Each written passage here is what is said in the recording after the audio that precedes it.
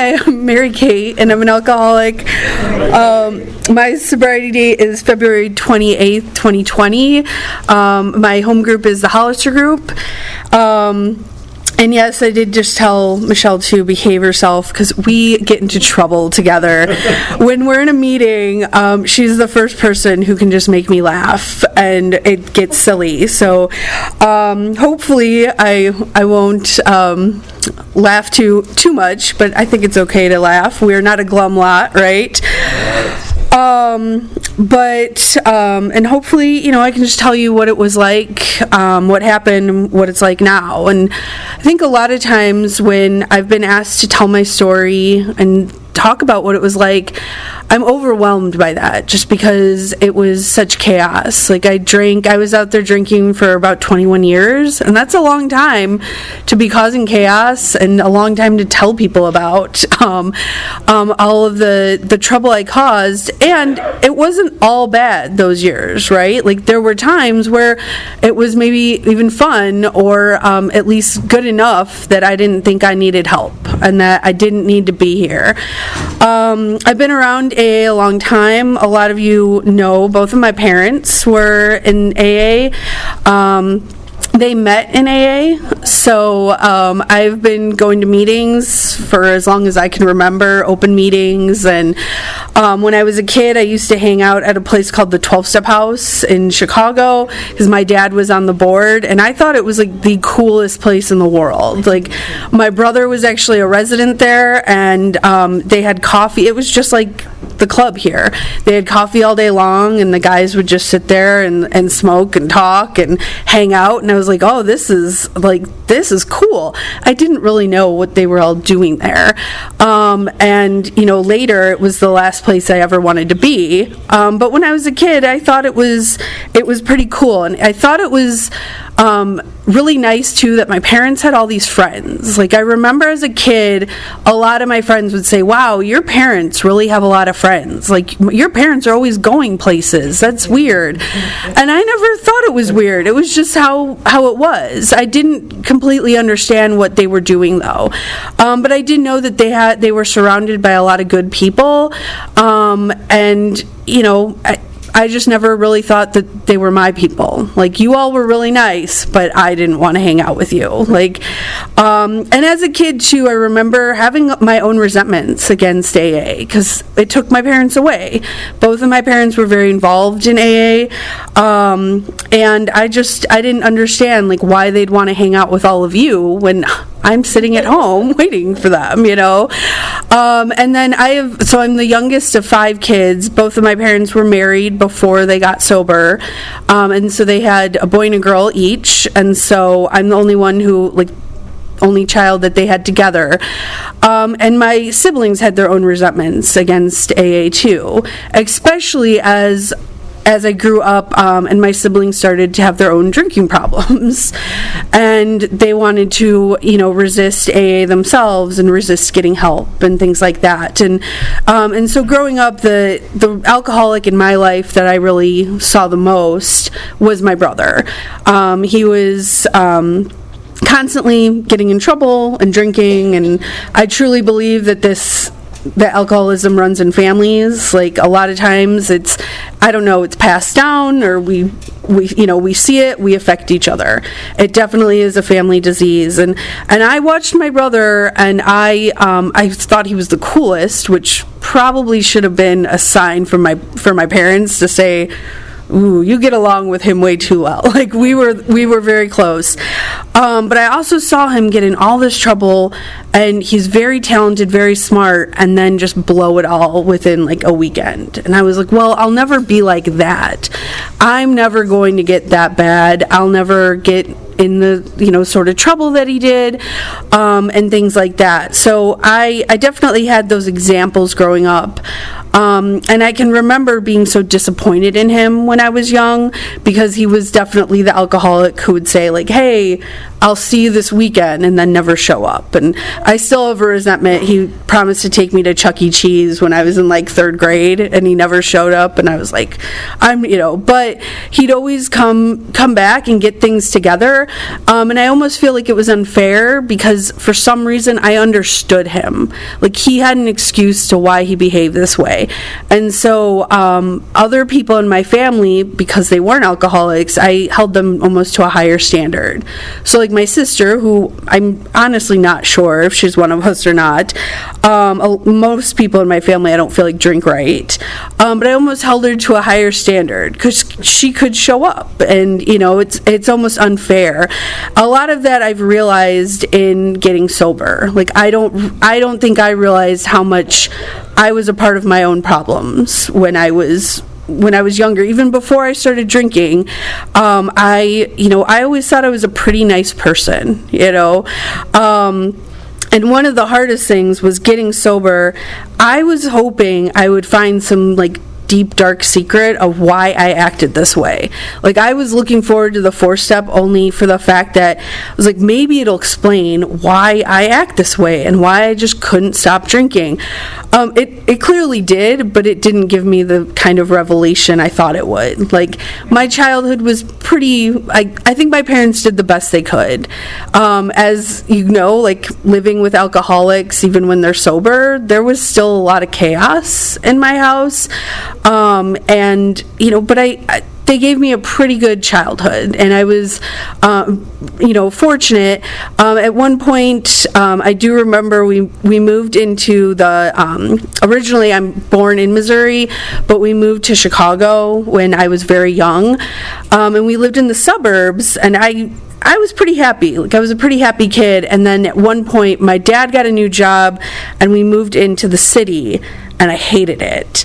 And they sent me to Catholic school. And I don't want to pick on the church, but I actually was at a meeting once in Chicago, and this guy in the back row, everyone in the meeting was complaining about their religious upbringing, and this old guy in the very back row with this thick Irish brogue speaks up, and he's like, all of you need to stop blaming everything on the Catholic Church. It's not the Catholic Church's problem. And I laughed so hard, and I told him, I was like, well, where I'm from in Branson, don't worry, the Baptists get beat up just as much. He enjoyed that, but he's right. Like, I had my own problems with the church because I really didn't fit in. Like, I moved and started going to that school when I was in 3rd grade. All of these kids already knew each other. They grew up together. I just didn't fit in. But I saw it as an excuse to look at any time someone was wrong in the church and say, well, they should know better, right? It's the whole, in the big book, it says, we miss the beauty of the forest through the ugliness of some of the trees.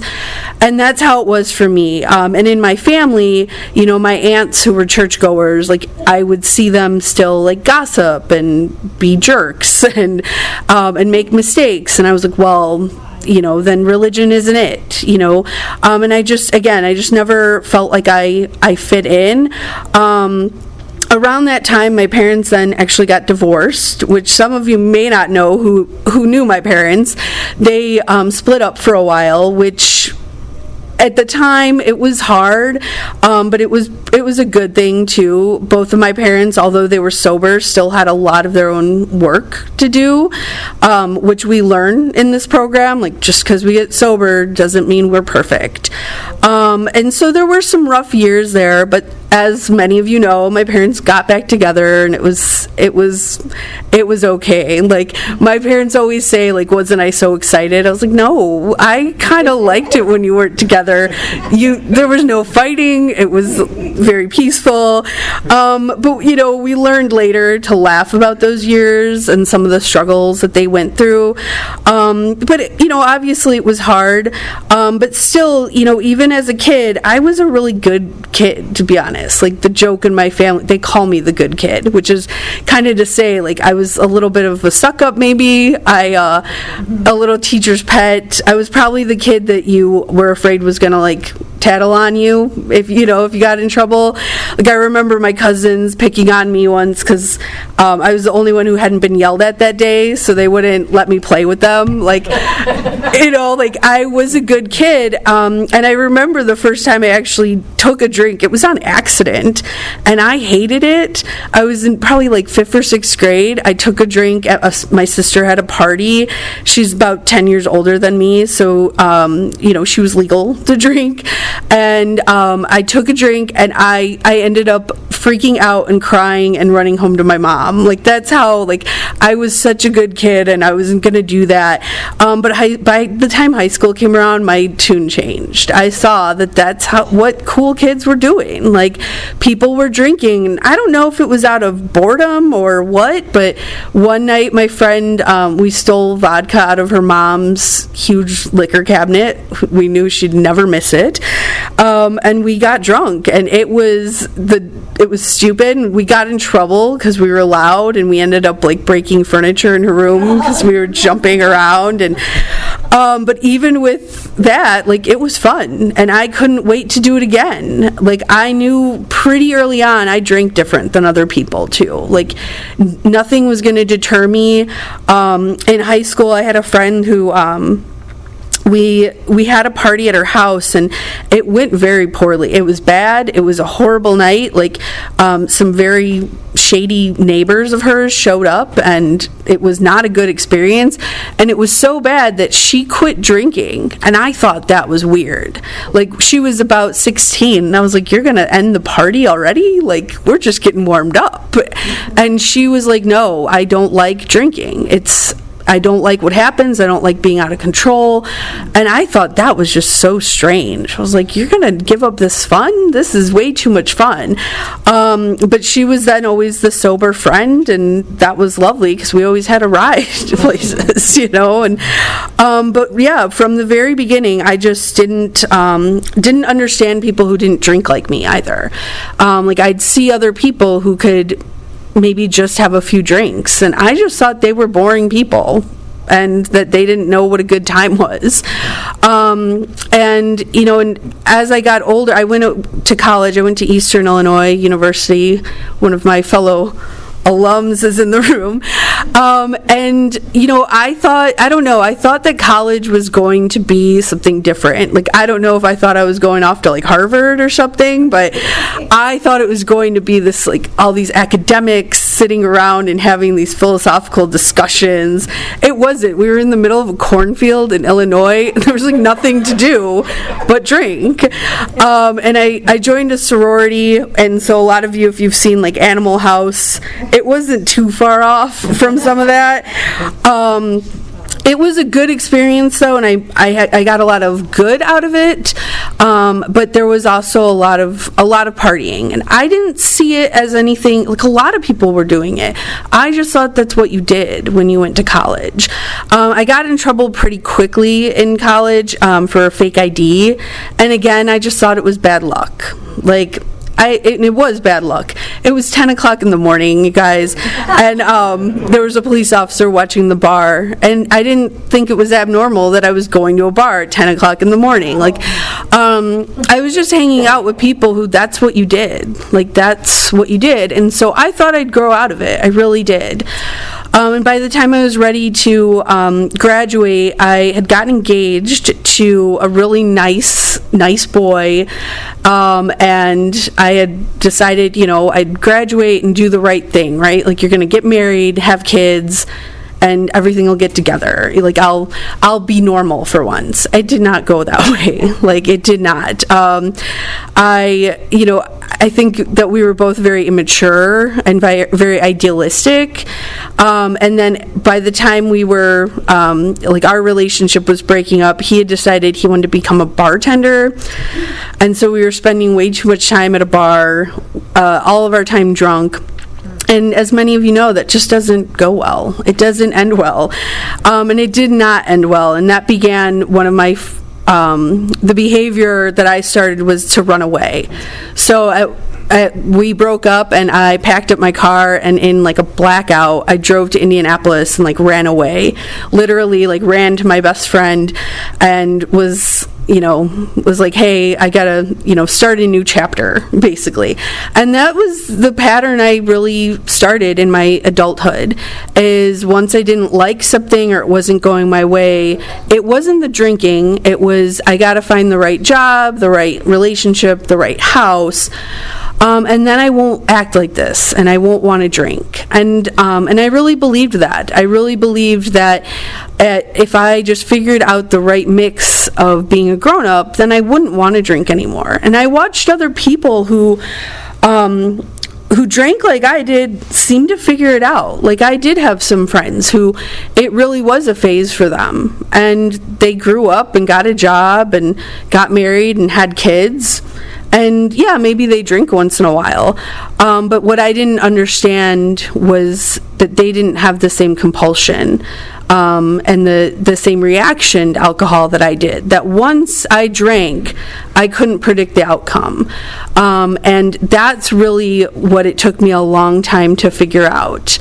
Once I took a drink, I could maybe once in a while keep it together and just have one or two. It was really hard though. Like, it was miserable.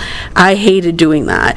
I did not get the point of even having that glass of wine or that beer if it wasn't going to be followed by a million others. But once in a while I could do it just so I wouldn't maybe get in trouble, especially if it was like a work event or things like that.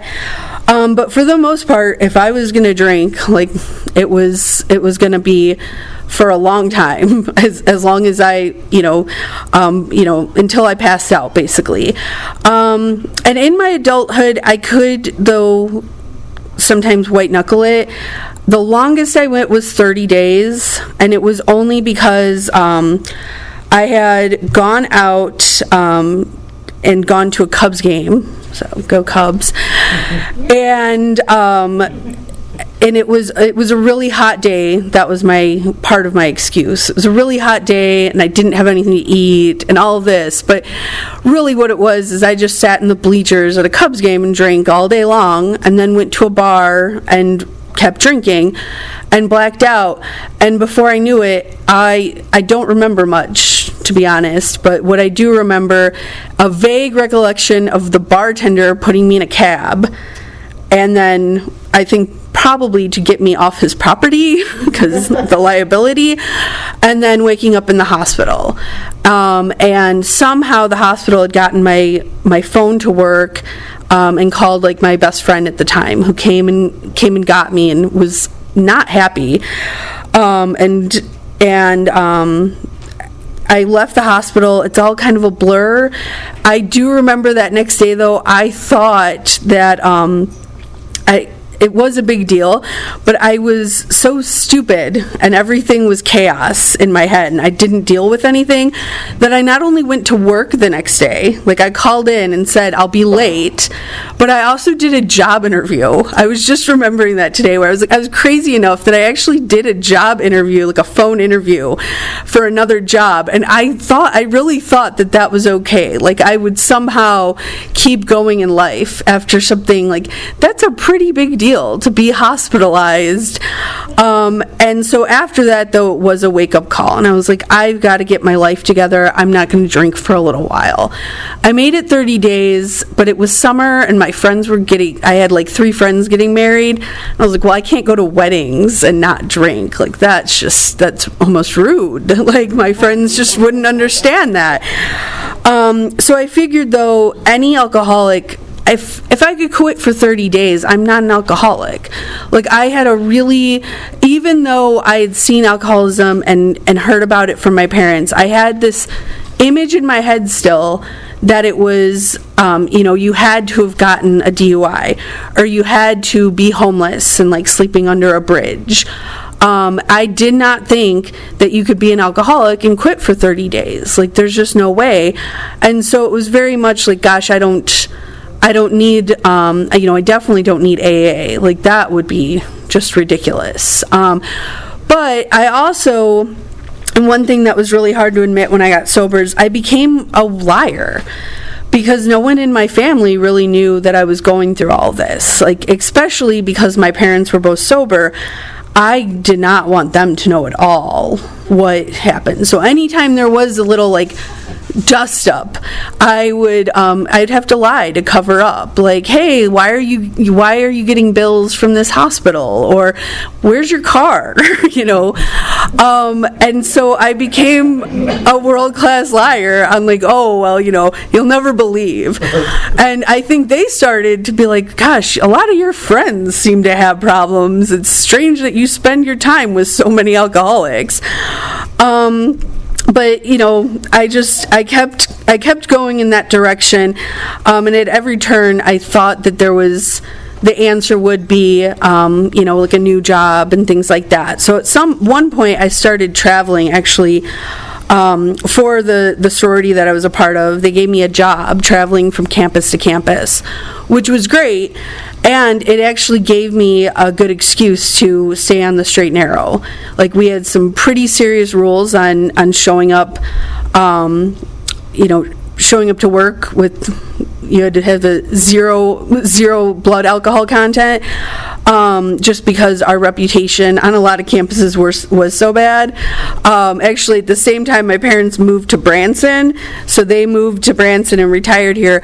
I was working up at Missouri State in Springfield, and our sorority had made such a big mess up there and gotten in so much trouble for drinking and some very bad behavior that we were serious. We were like, you can't even be seen out in a restaurant having a beer. So, like, keep it together. So having that job really did keep me in line. Like, it gave me a set of rules to follow. And I took it seriously, but then on the weekends, or when I was finally able to finish up a job and go back to Chicago, it was like no holds barred. And my friends saw it the same way too. They're like, oh, we haven't seen Mary Kate in 2 weeks. We got to catch up. And so there was a lot of catching up and a lot of drinking and everything like that. And it was just, it was truly a hectic time. Like, I think about my drinking a lot as like that chaos, and everything was just chaos and running from problem to problem. Actually, before this, I was telling Michelle, I used to have to present a lot when I had that job, and I had students who would tell me, like, I talk way too fast. They're like, slow down. And I couldn't. Everything was chaos. Like, I was just always running from one problem to the next. And then after that, I decided that the problem was that job. I needed to slow down and settle down. And so I moved into a house in Mount Prospect, Illinois, which I learned later Bridget's from there. So we got a lot of Illinois friends in the room. And, I thought that was another point where I was like, this is going to be the answer. Everything will be okay. It just became even more chaotic. Like, and I blamed it, though, on the people I was spending my time with. I always had someone to blame. And around that time, one of the people who I blamed and was always like, well, he drinks too much. He's a bad influence. He was one of my really good friends, and he took his own life one night after drinking. And it should have been a wake-up call, but instead, it was a reason to be sad and really dive into my anger. And I realized I wasn't a very fun drunk. Like, I became a very sad drunk and a pretty angry drunk, too. Around that time, too, I didn't really get pulled over for a DUI. I was pulled over because I was passed out in my car, which counts as a DUI. I didn't get a DUI, though, because I cried and I pulled my sister's a police officer, and which my sister wasn't even speaking to me at that time, so that would have been really bad. So things like that were happening, and everything was starting to kind of come crashing in, and like I said, my sister and I weren't speaking, and a lot of that was, we have our own issues. I think that we learn when we do our 4-step, like, we're not always the one that's in the wrong. She's not, I had a lot of resentments against her, but I didn't see at the time my part in it. And a big part of why, her and I's relationship fell apart, the last straw really was to do with my drinking. I decided, like, her and I had a fight over something very stupid, like a stupid misunderstanding, but it was like the last straw. Like, I'm not going to put up with this anymore. She's not going to treat me like this forever. And, she's the big sister and the little sister, and I was like taking a stand. And then for Christmas, she decided, she was like, let's be a normal family. That was always her thing. Like, let's try to be normal. And she had made plans to go to my mom's house, and I knew I was supposed to be there. But because she didn't give me the express invitation, like, she didn't call me and say you should be there, I went out drinking and spent the next day hungover on my friend's couch. And I remember my friend even saying, like, isn't your family getting together today? And I was like, yeah, I'm not gonna, like, screw that, I'm not doing it. And that was the final straw. And then her and I didn't speak for 10 years. Which is just sad. And so that's the thing, at the end of my drinking, everything else became less important. Like, if you didn't like what I was doing, or you didn't like how I drank, then I don't have to have anything to do with you. I was, at that time, I was living in the suburbs of Chicago, and like my roommate and I had a falling out, and all my friends, everything was always, again, chaos. It was like a bad soap opera. It was horrible. But finally I was like, yeah, you know what? It's not me, it's them. Like, I just got to get better friends. But then I realized when I wasn't hanging out with them, I was drinking anyway. And then I was drinking alone. And I was starting to break all the rules I ever had. I had always had these strict rules about, like, you don't drink before 5, or you don't drink alone, or and I was breaking all those rules and thinking, oh, it'll be okay. I'll get through this. And so then my next cure was a geographical cure to Houston, Texas, and that did not go well at all. I don't belong in Texas. It's way too hot anyway. And when I did that, I really hurt a relationship down there too with my best friend. Like, I'm very fortunate. I had some people who really stuck it out with me, but a lot of people in my life were getting pretty sick of it all. And then my parents, who had retired here, they were, getting older and having some health issues, and so I was going back and forth a lot. And so I finally decided that I needed to be here for them.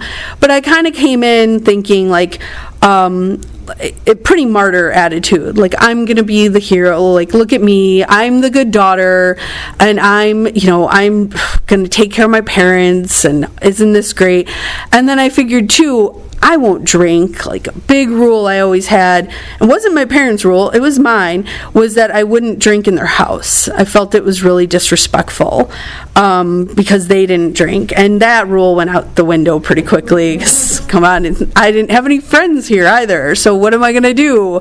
And so I was drinking a lot, and at that point too, I was drinking alone, and it was getting pretty bleak and pretty dark. And my relationship with my parents was, they were both very patient people, but you can only hide your alcoholism from someone you live with too for so long.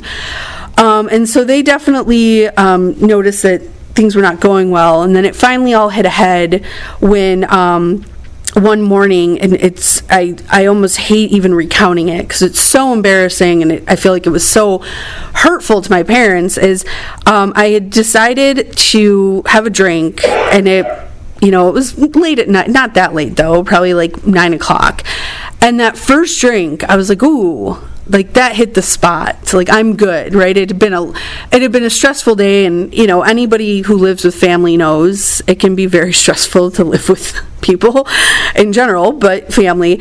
And I was like, okay, I don't need to keep drinking. Like, I do need to get this under control. I've been a little out of control lately. And instead, I finished the whole bottle and started on the next. And by then, it was like morning. Like, I just sat there and drank all night. And I was like, oh, well, I got to get up and start the day. And I went to the kitchen. I was standing at my parents' kitchen counter, and I just passed out on the kitchen floor. My poor mother had like a heart attack. Like, she was like, oh my God, like, Mary Kate's dying. Well, the EMTs get there, and my dad figured it out pretty quickly. They're like, she's drunk. Like, what is, like, she's not having some sort of episode, or like, there's not a health thing wrong. Like, she is drunk. And my mom was just like, oh my God, what in the world is going on? And she was just like, oh my, you're drunk. And so there was a very fun conversation that followed. If, again, some of you know my parents, my dad was pretty stern, he was pretty angry.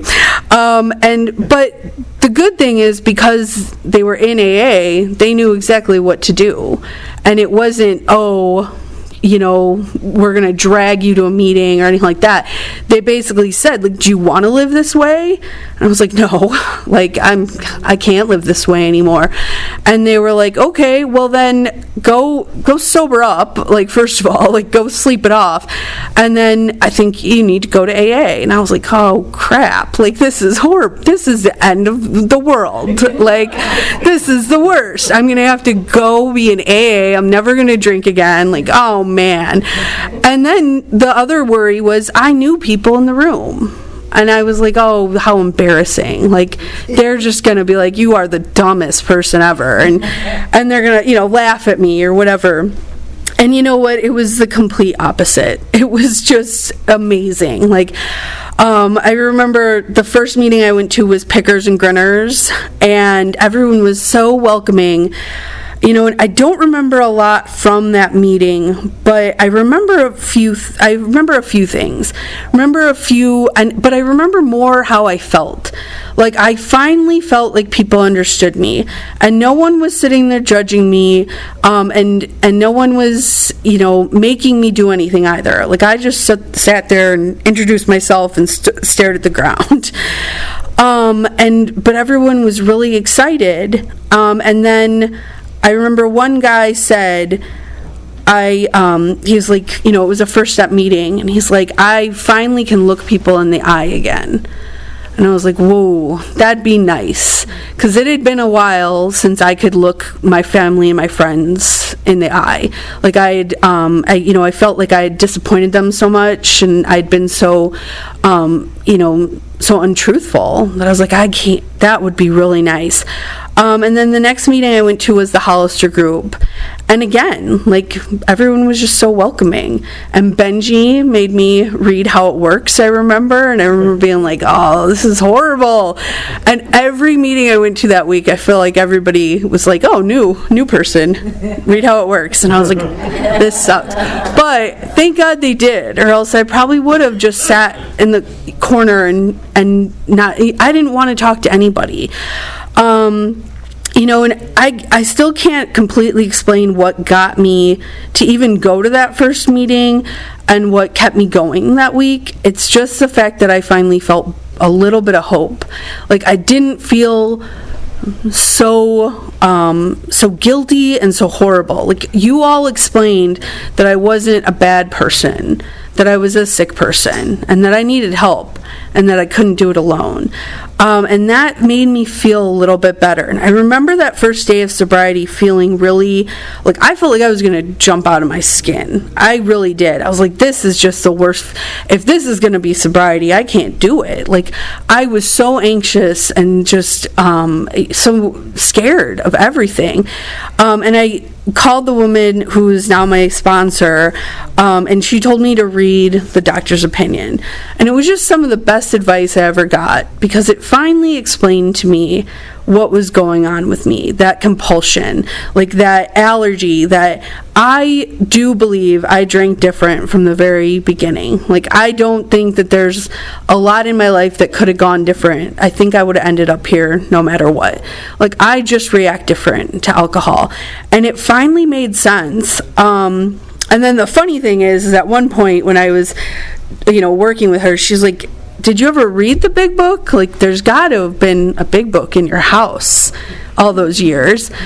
And I was like, yeah, no. Why would I do that? And it's funny. So I brought this big book because it's actually my godfather's big book. And he put my picture, like my baby picture, in the very front of it when I was born. And he was they called him Big Book Don, because he carried a big book everywhere he went. And he made notes and would write in there, like, who he read certain things with. It's really cool. And my dad had showed me that. And actually, my parents used to hide money in their big book. So, like, we had emergency money. And my dad's theory was, where do you hide money from an alcoholic? You hide it in the big book. So I'd always known about the big book. It just didn't apply to me. There was no reason for me to read it. So then when I finally was coming around, and especially like people knew my parents, they were like, I felt like stupid then. I was like, gosh, I've had this gift sitting here, this resource, my whole life, but none of you ever said that to me. There was nobody who ever said, how did you get here? Like, how did you let this happen to you? Because we understand as alcoholics that, like, it wasn't something that I chose to do, and that it wasn't something that, with all the knowledge in the world, that wasn't going to make a difference. And especially coming from my parents, it never was. I never was going to listen to them. It's just who I am. Like, I don't listen well. I know it probably drove my dad nuts, especially. Like, he'd just be like, I told you that about 4 million times, but now that this person has said it, you listen. And that's how this program works. Like, I've seen it with other families where it has to sometimes come from a complete stranger.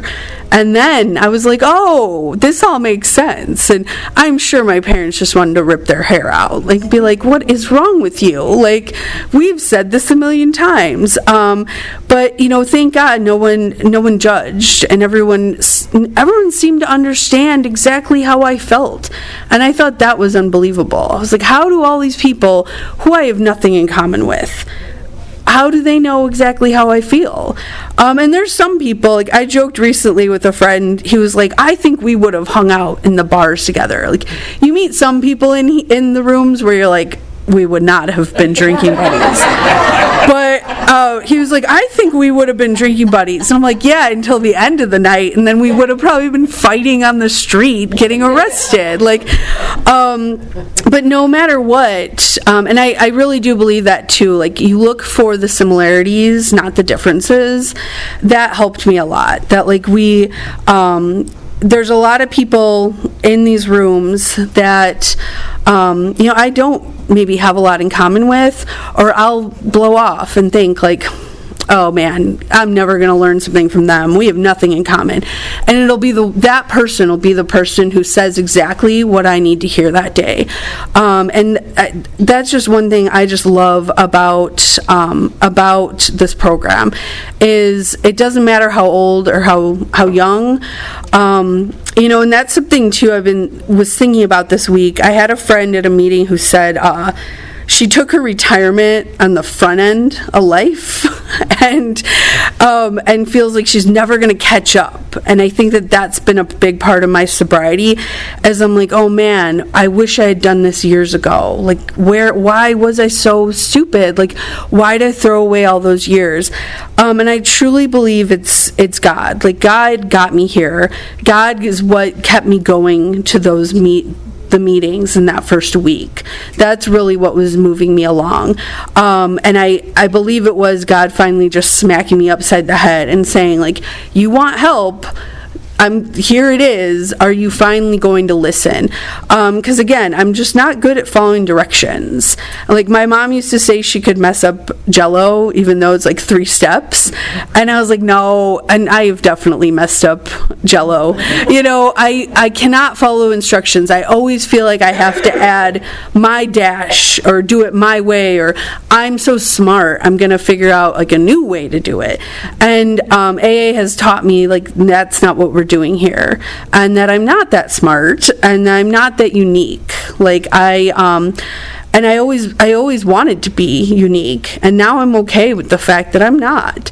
It feels pretty good too to finally have a place where I fit in so well, and where I can be of service. Like, we talk a lot about purpose, and I always was searching for my purpose. Like, I thought I was gonna save the world somehow and do good, and I don't think I am, sorry to disappoint, but I do think I have a true purpose now. And actually, I was at Pickers one morning, and we were talking about purpose, and some of you know Rick, and we're talking about purpose, and I was like, gosh, I wanted it to be clear to me. Like, I wanted God's will to be so clear to me, and I was like, at least now with AA, I know that, like, my purpose is to help the still suffering, the next alcoholic, the still suffering alcoholic.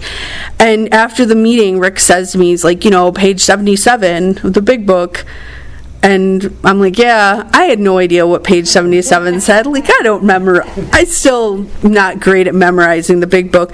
And instead of saying, oh, what does that say? I just went, yeah, and agreed. It was like, I'm so smart. I know the big book. And I went home and read it. And it just says, like, our purpose is to fit ourselves to be of maximum service to God and to others. And then I was like, well, that's genius. And then I admitted, I was like, yeah, I had to go home and read it. I didn't no idea what you were talking about, but thanks. But that's what the program's taught me, is that I need to have some humility. I don't have to have the answer, and I don't know. I don't know what it is. I thought I had to have the answer. I thought I had to have everything figured out, and what worked for other people just never seemed to work for me. Like, I talked a little bit about my experience, like, with the church and religion. It's great. One thing I've learned in AA is it's not about religion. Like, I had a chip on my shoulder about religion for a while, but we always say, like, we have to be quick to see where religious people are right. And now, when I have gone to church with my family, it's been just a few times, I've been like, oh, wow, that's a beautiful message. Church must have changed. And it didn't. It didn't change. It maybe a little, but more so it's me. And it's my attitude. And I make a lot of presumptions, too. Like, the last time I went to church, I went with my aunt, and I was so embarrassed because, like, I haven't been in so long. And she's like, I haven't been in, like, you've been. And I had been to church more recently than she had. Like, I make all these assumptions about life and about other people, and it's, I've just realized too, I need to mind my business a little bit more and worry about me and what's wrong with me, instead of trying to fix everyone else and to control everyone else.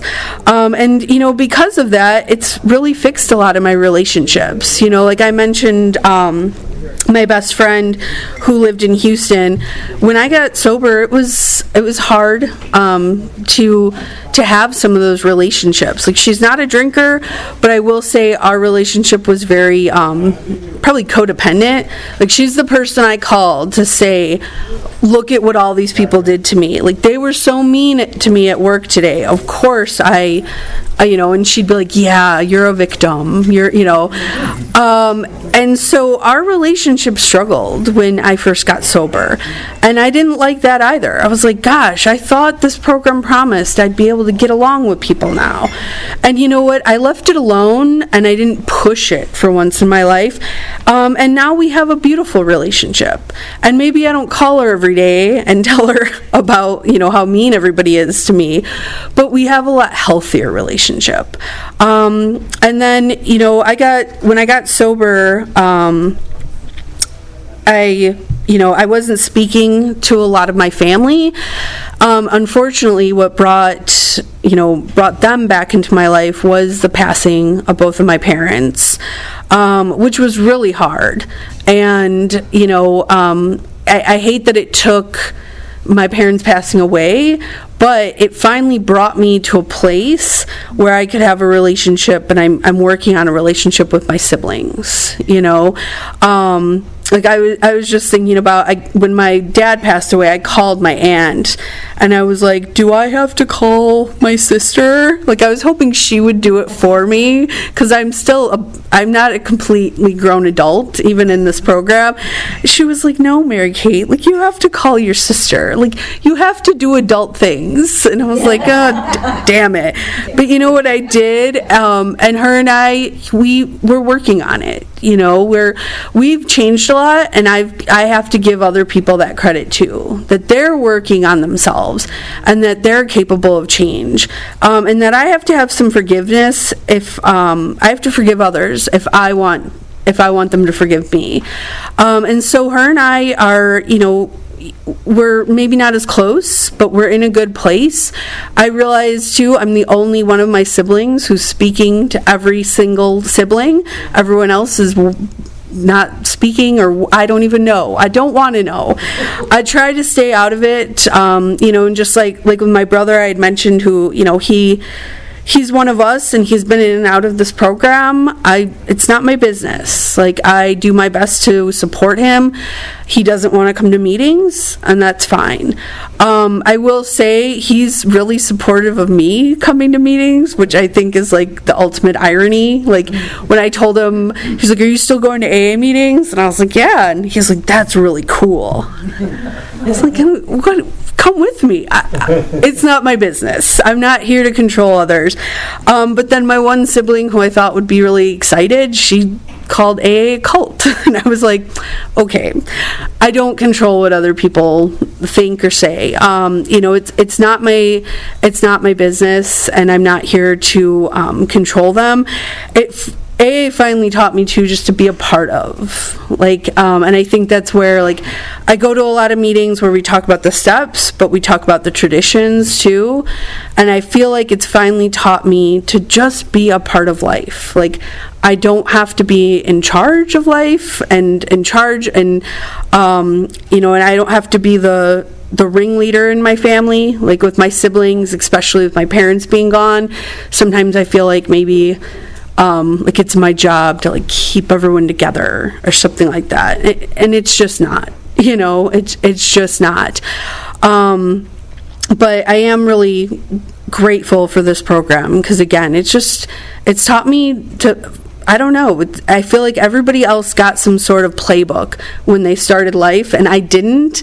But AA finally packaged it together in a way for me where it makes sense. I know how to handle things. And life's still tough, especially this past year. It's been really tough without my parents, and I was lucky enough to share a lot of meetings with them and share this program with them, which was beautiful. So I never thought I'd be able to stay sober through that. I really didn't. That's something I questioned. I was like, if maybe once they're gone, I'll be tempted to go back out and to not be a part of this.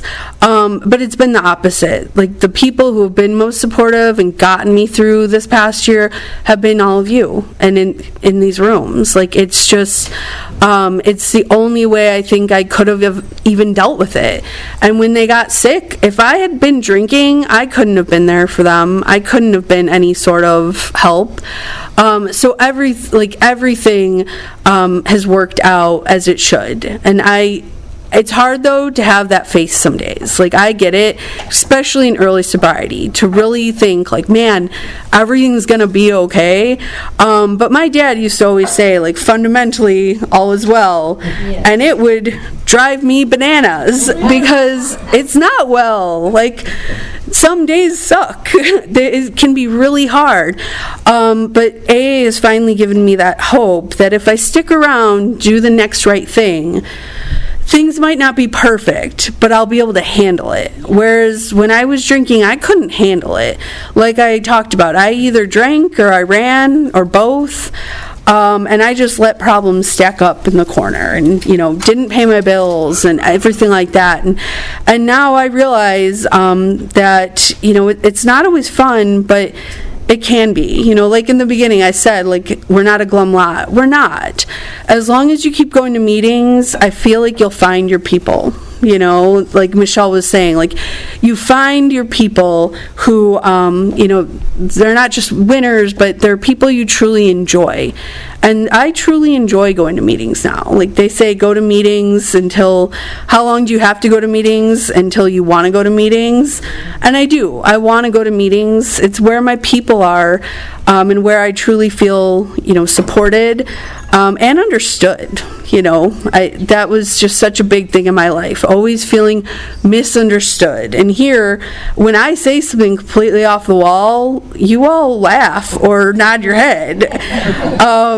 But you also stop me from making some big mistakes. Like, because I call my sponsor before I do stupid things now, she has saved me from some pretty big mistakes where I'm like, doesn't this sound like a great idea?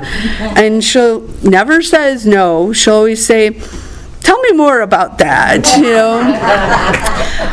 and I like that too, because if anyone was bossy to me and told me, you have to do this, I would have walked out the door. I'm pretty defiant, and I don't think I realized that either. So I'm just so grateful for this program and for all of you. And I just want to say thank you again to Bridget and her husband for bringing the food, and for Kathy and Wendy for reading, and Michelle and Benji for asking me. I'm so grateful. This is a really great group, and I'm glad we have this event every month. I should come more often because I forget how fun it is. And it's just such an honor anytime someone, even, they want to hear what I have to say. That's amazing. But I am just so grateful. And with that, I think I'm going to close. So I'll bring Trish back up here.